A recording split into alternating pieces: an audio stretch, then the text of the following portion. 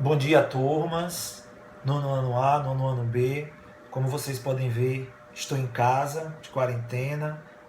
Assim como eu espero que vocês também estejam em casa, de quarentena, tomando todos os cuidados, lavando bem as mãos, fazendo a higiene adequada, né, proposta pela Organização Mundial da Saúde, a OMS, que é um braço muito importante da ONU, que são as organizações das Nações Unidas.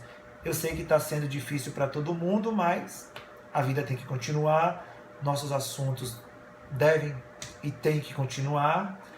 E lembrando que na aula passada, lá já quase 10 dias atrás, ou mais, nós vimos a formação do povo brasileiro, que inclusive eu passei um resumo do capítulo para as duas turmas. E vou cobrar, não esqueci, podem ficar tranquilos disso, que eu não esqueci. Só que nós temos que continuar e vamos ver agora o capítulo 4, também no grupo 3, que vai falar sobre a economia europeia, né? É importante lembrar logo de início que esses dados aqui, ano que vem, vão estar todos diferentes por causa dessa grande pandemia que tem atacado não só a vida das pessoas, a questão sanitária, da saúde, mas também a economia dos países europeus.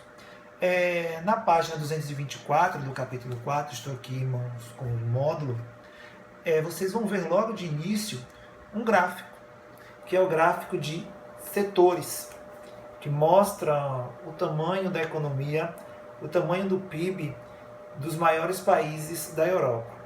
A Alemanha, o Reino Unido, a França, a Itália e a Espanha.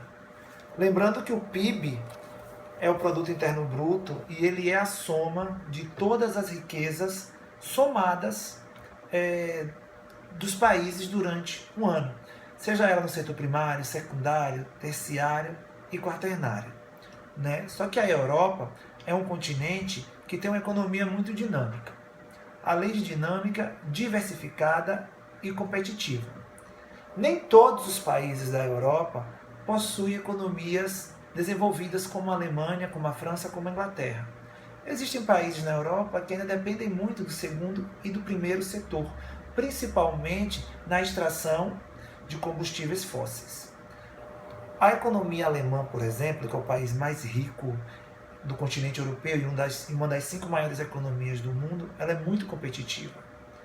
Totalmente diferente dos países do leste europeu, que ainda sentem algumas dificuldades e não possuem indicadores sociais tão bons quanto os países que são localizados na parte mais ocidental deste continente.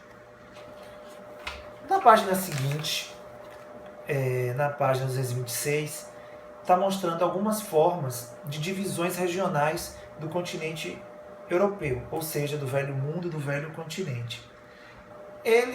O módulo vai destacar algumas características, como a influência da localização nessa divisão regional, como as características fisiográficas, as características socioeconômicas e a característica da formação étnica e cultural. Ou seja, como a localização vai influenciar nessa divisão. Lembrando que a Europa é um continente que tem mais de 50 países, países com territórios com áreas pequenas, e isso acaba sendo uma vantagem, principalmente com relação à mobilidade das pessoas, principalmente os países que fazem parte da União Europeia, o fluxo de mercadorias e negócios. A única desvantagem desses territórios serem pequenos é a questão da agricultura, né? Que os países do continente europeu eles compram muitos insumos, né? Principalmente relacionados com a questão alimentícia de outros países.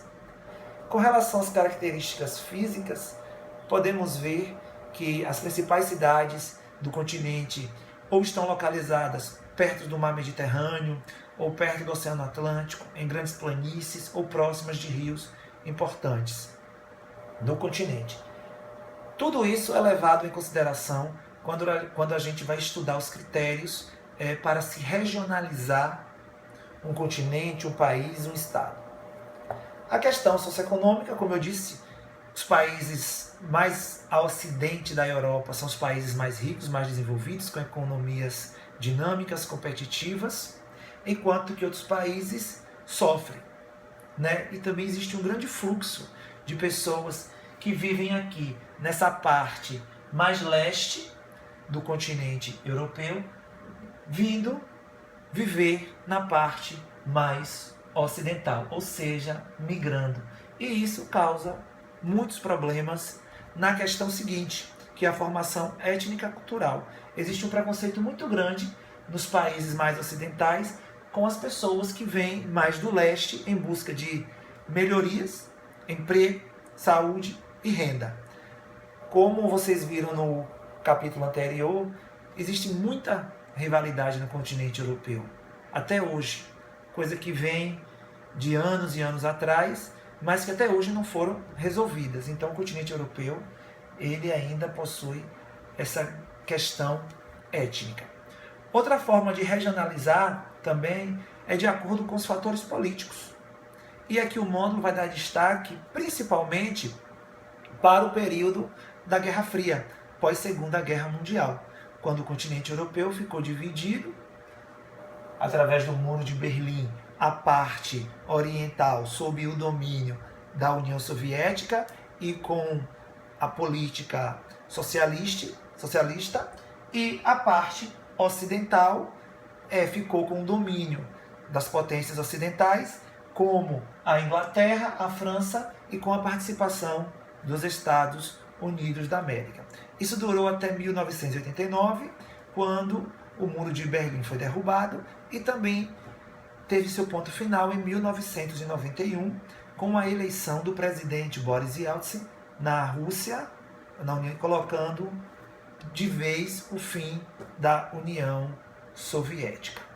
Como a gente já estudou isso várias vezes, tornou o mundo bipolar, a Europa faz parte desse mundo, e os países que estavam sob o domínio da cortina de ferro, que eram os países do leste, não conseguiram acompanhar o desenvolvimento social e econômico dos países que estão no oeste, ou seja, na parte mais ocidental. Aí depois o módulo traz um tópico falando sobre os fatores étnicos e linguísticos, coisa que a gente viu no capítulo anterior, como eu falei, que eu pedi para vocês fazerem o resumo, mostrando quais são os fatores étnicos e linguísticos mais importantes do continente europeu, que são a formação dos povos latinos, germânicos e eslavos. Os eslavos são os povos que vêm mais do Oriente. Os russos, por exemplo, compõem a maior parte do continente europeu, ou seja, a maior etnia do continente europeu é a etnia eslava, né, que são os povos que vieram do leste, principalmente os russos. Tem os germânicos, que são descendentes dos vikings, que vêm das áreas nórdicas, da Alemanha e também do Reino Unido, são chamados de anglo-saxões, e os latinos, que são aqueles países que tiveram bastante influência, principalmente do Império Romano, como é o caso de Portugal, Espanha, Itália e Romênia. E, por fim, colocando fim a essa introdução, esse primeiro vídeo, as regiões geográficas europeias, que vai estar no módulo de vocês, na página 229, mas eu tenho também um mapa aqui na tela para me auxiliar. Por exemplo, a Europa, segundo esses critérios, são divididas em 4 regiões: a Europa do Sul, a Europa Ocidental, a Europa Oriental e a Europa do Norte. A Europa Sul também pode ser chamada de Europa Mediterrânea, que são esses países aqui banhados pelo mar Mediterrâneo, com exceção da França, que vai ser colocada como a Europa Oriental, a Europa Ocidental ou Europa Central, que vai estar no módulo de vocês na cor verde. Para muitos também, a Itália faz parte também dessa Europa Ocidental Central, mas aqui no módulo está classificada como Europa Mediterrânea. Outra divisão regional da Europa é a Europa Oriental ou Leste, que no mapa de vocês está em vermelho e aqui no meu mapa está em roxo. Vejam que a maior parte do território do continente europeu. E por fim, nós temos a Europa do Norte, ou Nórtica, que no módulo de vocês está em roxo, e aqui no meu em laranja, que compõe os países da Escandinávia, a Finlândia, Suécia, Noruega, e essa ilhazinha bem ao norte aqui, próxima do Círculo Polar Ártico, que é a Islândia. No próximo vídeo, nós veremos a questão da centralidade do poder e as potencialidades europeias. Lembrando, viu gente, que isso aqui é apenas um vídeo com a introdução do assunto, que no próximo nós veremos mais adentro e discutiremos, nesse primeiro momento, via virtual, né, para depois, quando voltarmos na sala de aula, faremos uma revisão geral, porque o continente europeu é o assunto mais importante, provavelmente, do 9º ano, então não pode ficar só por vias virtuais, ok? Abraço a todos e até o próximo vídeo. Valeu!